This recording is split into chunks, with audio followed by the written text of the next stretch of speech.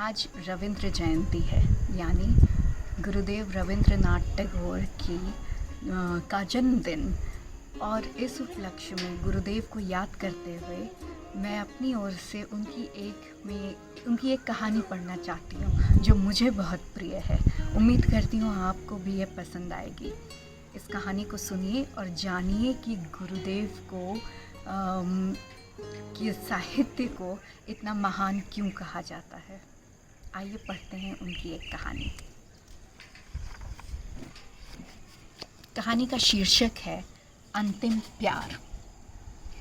Art school के professor Manmohan बाबू घर में बैठे हुए दोस्तों के साथ मनोरंजन कर रहे थे। ठीक उसी वक्त योगेश बाबू कमरे में घुसे। योगेश बाबू उत्तम श्रेणी के चित्रकार थे। उन्होंने अभी थोड़े वक्त पूर्व ही स्कूल छोड़ा था। उन्हें देखकर एक आदमी ने कहा, योगेश बाबू, नरेंद्र क्या कहता है? आपने सुना कुछ उसके बारे में? योगेश बाबू ने आराम कुर्सी पर बैठकर पहले तो एक लंबी सांस ली। उसके पश्चात बोले, क्या कहता है वो? नरेंद्र कहता है बंग प्रांत में उसकी कोटि का कोई भी चित्रकार इस समय नहीं है। सही है, अभी नया नया लड़का है ना। हम लोग तो जैसे अब तक घास छीलते रहे हैं, झुंझलाकर योगेश बाबू ने कहा। जो लड़का बातें कर रहा था उसने कहा, सिर्फ यही नहीं, नरेंद्र आपको भी सम्मान की नज़र से नहीं देखता। योगेश बाबू ने उपेक्षित भाव से कहा, क्यों, मैंने कुछ गलती की है? वह कहता है आप अपने आदर्श को ध्यान में रखते हुए चित्र नहीं बनाते। तो किस नज़रिए से बनाता हूँ? केवल रुपयों के लिए। योगेश ने एक नेत्र बंद करके कहा, बेकार, ये सब बेकार की बातें हैं। फिर आवेश में कान के पास से अपने अस्त व्यस्त बालों को ठीक कर काफ़ी देर खामोश बैठा रहा। चीन का जो सबसे बड़ा चित्रकार हुआ है उसके बाल भी बहुत लंबे थे। यही वजह थी कि योगेश ने भी अपने स्वभाव के विपरीत सिर पर लंबे लंबे बाल रखे हुए थे। ये बाल उनके मुख पर बिल्कुल नहीं जचते थे, क्योंकि बचपन में एक बार चेचक के आक्रमण से उनके प्राण तो बच गए, मगर मुख बहुत कुरूप हो गया था। एक तो काला रंग, दूसरे चेचक के दाग। चेहरा देखकर अचानक यही जान पड़ता था मानो किसी ने बंदूक में छर्रे भरकर लिबलिबी दबा दी हो। कक्ष में जो लड़के बैठे थे योगेश बाबू को क्रोध में देखकर उनके सामने ही मुंह बंद करके हंसे जा रहे थे। सहसा वह हंसी योगेश बाबू ने भी देख ली। गुस्से के स्वर में बोले, तुम लोग क्यों हंस रहे हो? एक लड़के ने चाटुकारिता से जल्दी जल्दी कहा, नहीं महाशय जी, आपको क्रोध आए और हम लोग हंसें, भला कभी ऐसा हो सकता है? मैं समझ गया, अब अधिक चालाकी की जरूरत नहीं। क्या तुम लोग ये कहना चाहते हो कि अब तक तुम सब दांत निकालकर रो रहे थे? मैं ऐसा मूर्ख नहीं हूँ। यह कहकर उन्होंने आंखें मूंद ली। लड़कों ने किसी तरह हंसी रोककर कहा, चलिए यूं ही सही, हम हंसते ही थे और रोते भी क्यों, मगर हम नरेंद्र के पागलपन को सोचकर हंसते थे। वो देखो, मास्टर साहब के साथ नरेंद्र भी आ रहा है। मास्टर साहब के साथ साथ नरेंद्र भी कमरे में आ गया था। योगेश ने एक बार नरेंद्र की तरफ घूमती हुई नज़र से देखकर मनमोहन बाबू से कहा, मेरे बारे में नरेंद्र क्या कहता है? मनमोहन बाबू जानते थे कि उन दोनों की लगती है। दो पाषाण जब परस्पर टकराते हैं तो आग पैदा हो ही जाती है। अतएव वो बात को संभालकर मुस्कुराते हुए बोले, योगेश बाबू, नरेंद्र क्या कहता है? मोहन बाबू ने पूछा, क्यों नरेंद्र? नरेंद्र अब तक मौन खड़ा था। अब किसी तरह आगे आकर बोला, हाँ कहता हूँ, मेरा यही मशवरा भी है। योगेश बाबू ने मुंह बनाकर कहा, बड़े आए राय देने वाले, छोटे मुंह बड़ी बात, अभी कल का छोकरा और इतनी बड़ी बड़ी बातें। मनमोहन बाबू ने कहा, योगेश बाबू जाने दीजिए, नरेंद्र अभी छोटा है तथा बात भी छोटी सी है, इस पर झगड़ने की क्या जरूरत है? योगेश बाबू उसी प्रकार आवेश में बोले, बच्चा है? नरेंद्र बच्चा है? जिसके मुंह पर इतनी बड़ी बड़ी मूछें हों, वो अगर बच्चा है तो बूढ़ा क्या होगा? मोहन बाबू, आप क्या कहते हैं? एक विद्यार्थी ने कहा, महाशय, अभी कुछ समय पहले तो आपने उसे कल का छोकरा बताया था। योगेश बाबू का मुख क्रोध से लाल हो गया। बोले, कब कहा था?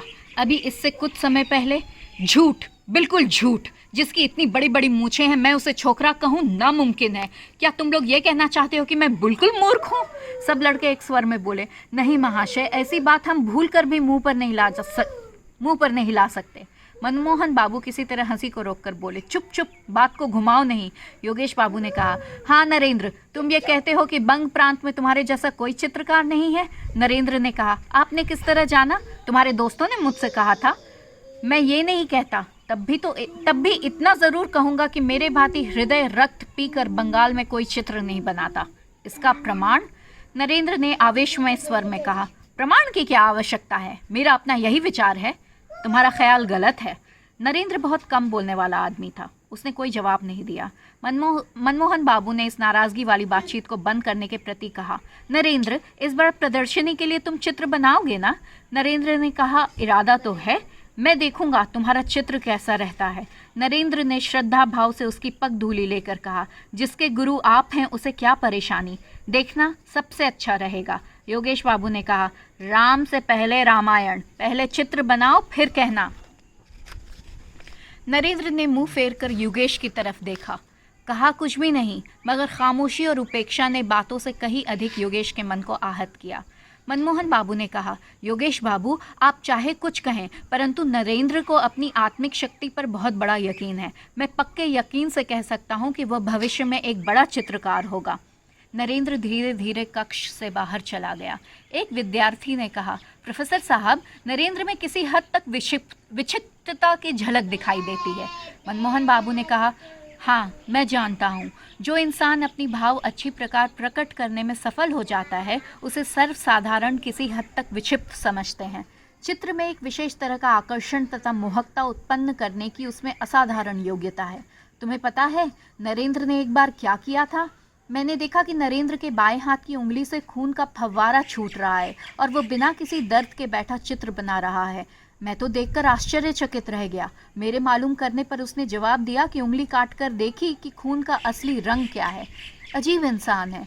तुम लोग इसे विक्षिप्तता कह सकते हो, मगर इसी विक्षिप्तता के कारण तो वह एक दिन अमर कलाकार कहलाएगा।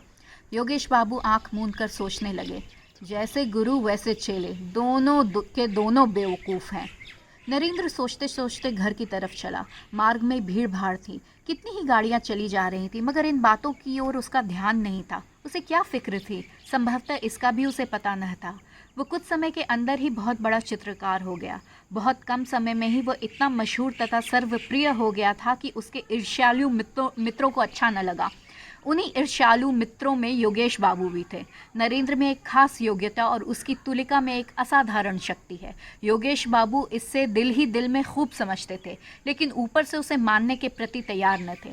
इस थोड़े वक्त में ही इतनी प्रसिद्धि हासिल करने का एक खास कारण यह भी था कि नरेंद्र जिस चित्र को बनाता था अपनी सारी काबिलियत उसमें लगा देता था। उसकी नज़र सिर्फ चित्र पर रहती थी। पैसे की ओर भूल कर भी उसका ध्यान नहीं जाता था।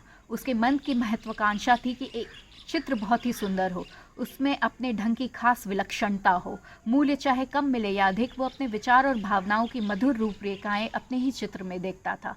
जिस वक्त चित्र चित्रित करने बैठता तो चारों तरफ फैली हुई असीम प्रकृति और उसकी सारी रूपरेखाएं हृदय पट पर गुम्फित कर देता।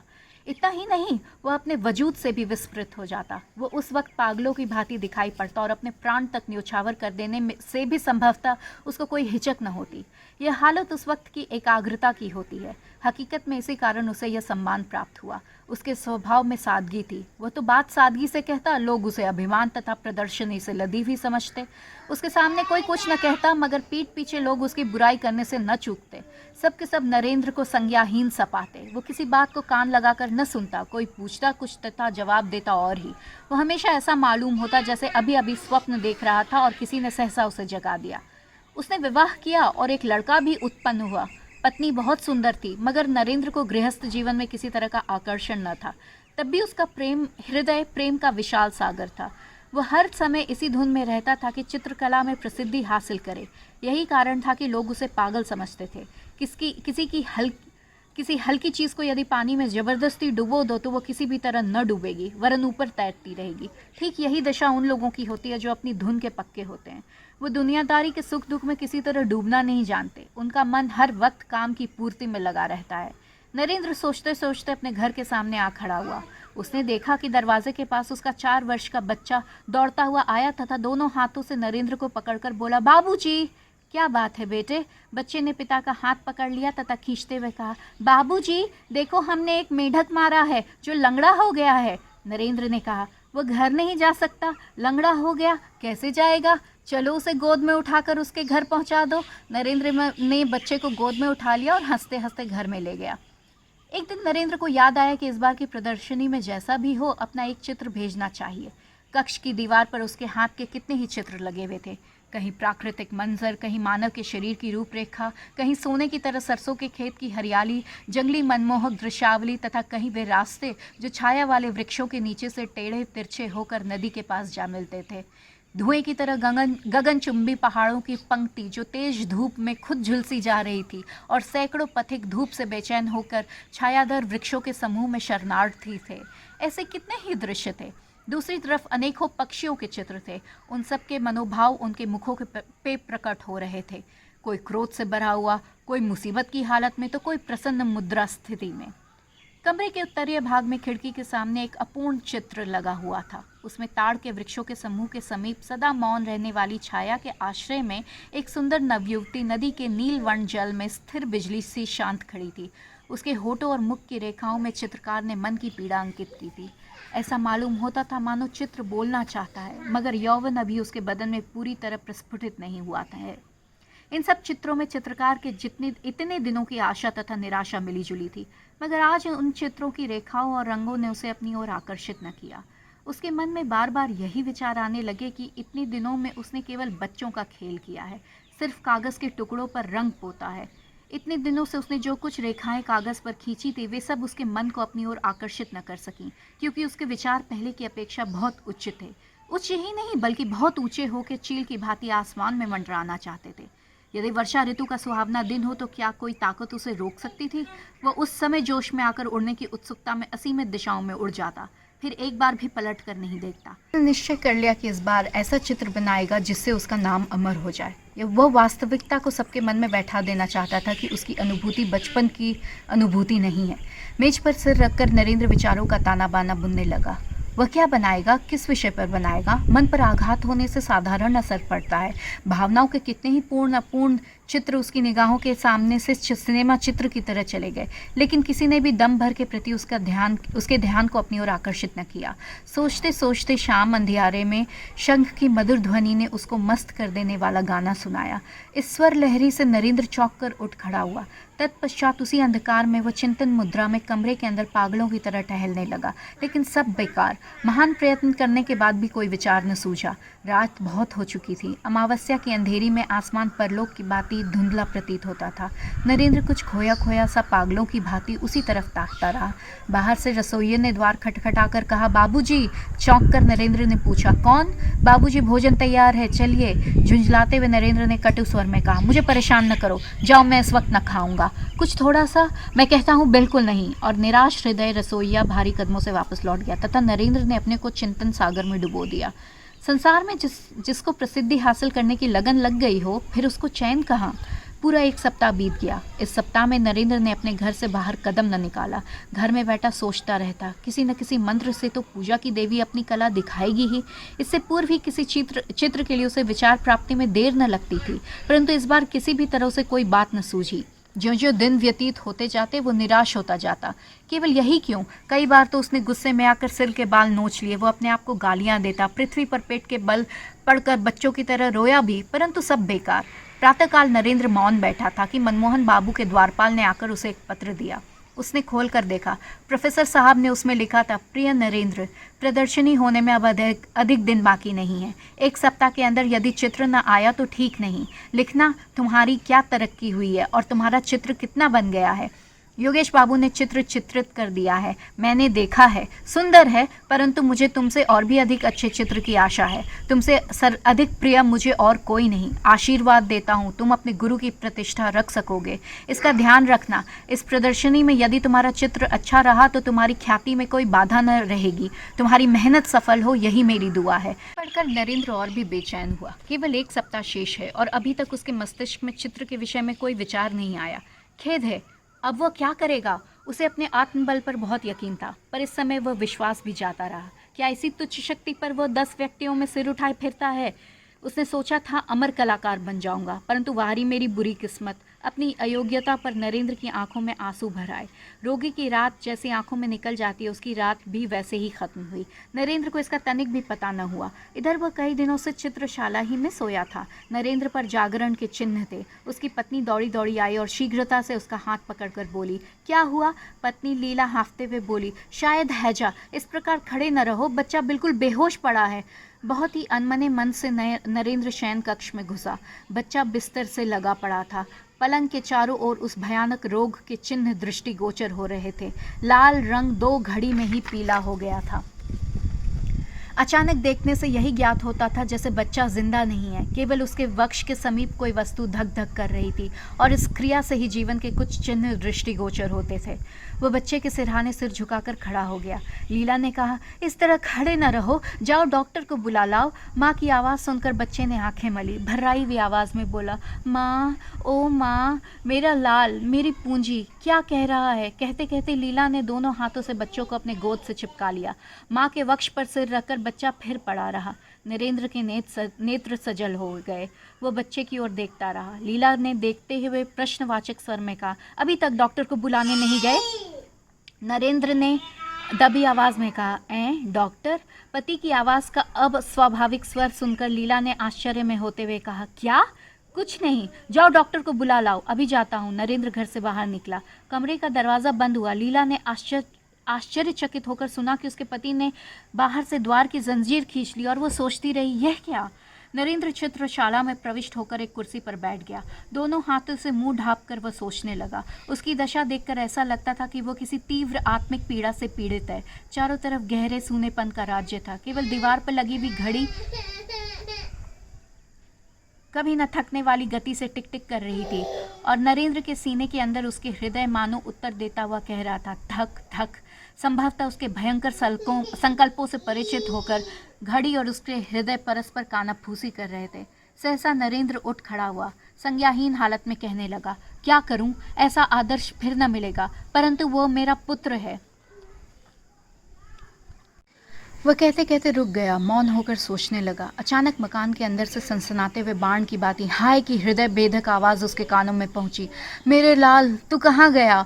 जिस प्रकार चिल्ला टूट जाने से कमान सीधी हो जाती है, फिक्र और बेचैनी से नरेंद्र ठीक उसी तरह सीधा खड़ा हो गया।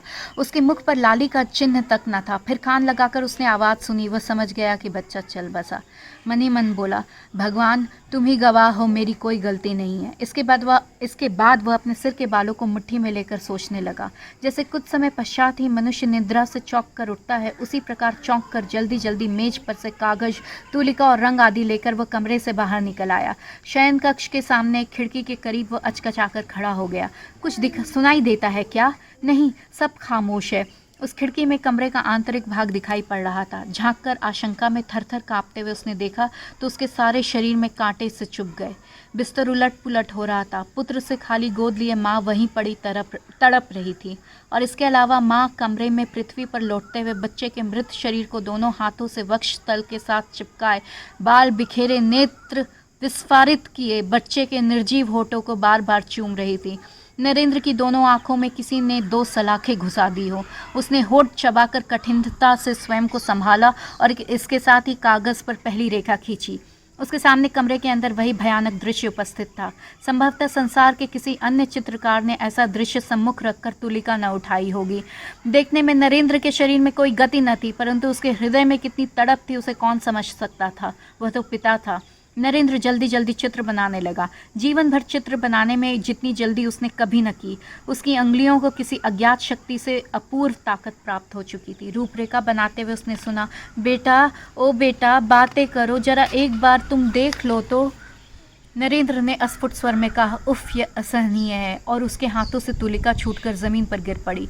किंतु उस समय तुलिका उठाकर वह पुनः चित्र बनाने लगा। रह रहकर लीला का क्रंदन रुदन कानों में पहुंचकर हृदय को छेड़ता और रक्त की गति को धीमा करता और उसके होठ स्थिर होकर उसकी तुलिका की गति को रोक देते।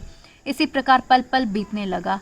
मुख्य द्वार के अंदर आने के लिए नौकरों ने शोर मचाना आरंभ कर दिया था, परंतु नरेंद्र मानो इस विश्व और विश्वव्यापी शोरगुल से बहरा हो चुका था। वह कुछ भी न सुन रहा था। उस समय वो एक बार कमरे की ओर देखता और एक बार चित्र की ओर, बस रंग में तुलिका डुबोता और फिर कागज पर चला देता। वो पिता था, परंतु कमरे के अंदर पत्नी के हृदय से लिपटे हुए मरे बच्चे की याद भी वो धीरे धीरे भूलता जा रहा था। अचानक लीला ने उसे देख लिया। दौड़ती हुई खिड़की के पास आकर दुखित स्वर में बोली, क्या डॉक्टर को बुलाया? जरा एक बार आकर देख लेते कि मेरा लाल जीवित है या नहीं। यह क्या चित्र बना रहे हो? चौंक कर नरेंद्र ने लीला की तरफ देखा। वो लड़खड़ा कर गिर रही थी। बाहर से द्वार खटखटाने और बार बार चिल्लाने पर भी जब कपाट न खुले तो रसोइये और नौकर दोनों डर गए। वे अपना काम खत्म करके प्रायः संध्या समय घर चले जाते थे और प्रातःकाल काम करने आ जाते थे। रोजाना लीला नरेंद्र दोनों में से कोई न कोई दरवाज़ा खोल देता था। आज चिल्लाने और खटखटाने पर भी द्वार न खुला। इधर रह रह कर लीला के रोने की आवाज़ भी कानों में आ रही थी। उन लोगों ने मोहल्ले के कुछ आदमियों को बुलाया। आखिर में सबने सलाह करके द्वार तोड़ डाला। सब आश्चर्यचकित होकर मकान में घुसे। जीने से चढ़कर देखा कि दीवार का सहारा लिए दोनों हाथ जंघाओं पर रखे नरेंद्र सिर झुकाए बैठा है। उनके पैरों की आहट से नरेंद्र ने चौंक कर मुंह उठाया। उसकी आंखें खून की तरह लाल थी। थोड़ी देर पश्चात वह ठहाके मारकर हंसने लगा और सामने लगे चित्र की ओर उंगली दिखाकर बोला, डॉक्टर डॉक्टर, मैं अमर हो गया। दिन बीतते गए, प्रदर्शनी आरंभ हो गई। प्रदर्शनी में देखने की कितनी चीजें थी, परंतु दर्शक एक ही चित्र पर झुक पड़ते थे। चित्र छोटा था और अधूरा भी। उसका नाम था अंतिम प्यार। चित्र में चित्रित किया हुआ था एक माँ बच्चे का मृत शरीर हृदय से लगाए अपने दिल के टुकड़ों के चंदा से मुंह को बार बार चूम रही थी। शोक और चिंता में डूबी हुई माँ के मुख, नेत्र और शरीर में चित्रकार की तूलिका ने ऐसा सूक्ष्म और दर्दनाक चित्र चित्रित किया था कि जो देखता उसी की आंखों से आंसू निकल पड़ते। चित्र की रेखाओं में इतनी ज़्यादा सूक्ष्मता से दर्द भरा जा सकता है, ये बात इससे पहले किसी के ध्यान में न आई थी। इस दर्शक समूह में कितने ही चित्रकार थे। उनमें से एक ने कहा, देखिए योगेश बाबू, आप क्या कहते हैं? योगेश बाबू उस समय मौन धारण किए चित्र की ओर देख रहे थे। सहसा प्रश्न सुनकर एक आंख बंद करके बोले, यदि मुझे पहले मालूम होता तो मैं नरेंद्र को अपना उस्ताद बनाता। दर्शकों ने धन्यवाद, साधुवाद और वाह वाह की झड़ी लगा दी, परंतु किसी को भी मालूम न हुआ कि उस सज्जन व्यक्ति की कीमत क्या है जिसने इस चित्र को बनाया है।